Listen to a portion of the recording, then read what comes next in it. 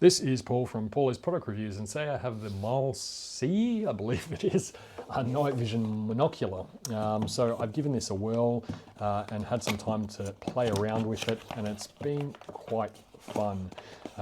It is a beginner or lower end night vision model, so I wouldn't be expecting, $15,000 military grade NVGs with this, but it is very fun to play around with in the backyard or just when traveling.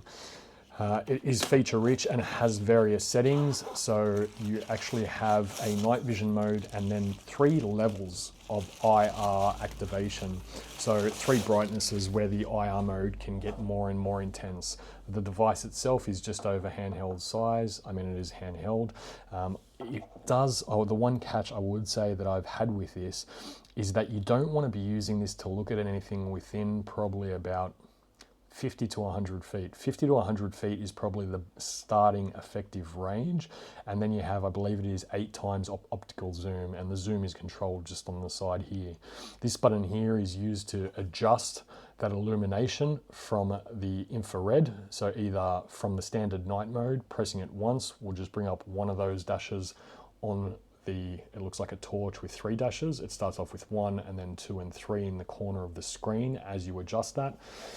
You've got your record and operational buttons there. So if I hold this down for 5 seconds, you will see the screen come on. See if we can get this on camera. There we go. You can see that. Obviously it's very bright here because I've got the recording lights on and we've got room lights on. But yeah, all in all, it is a fairly good unit.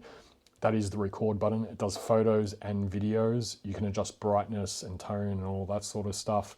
It does have focus on the side here to adjust your focus at your eye end, and then focus on this side as well. So a lot of variation there to be able to see different things. You can actually go to the menu. If we can see here, you can see the focus on the right side, the zoom at the bottom there. So if I press that button, 1 times, 2 times, 3 times, 4, 5, 6, 7, 8. You can see there pictures and memory space, and in the top right you can see it's on night mode currently. If I press the IR button, there we go, you can see that 1 dash, 2 dash, 3 dash, going back to night mode there, and then date and time in the corner. Lifting up the flap here,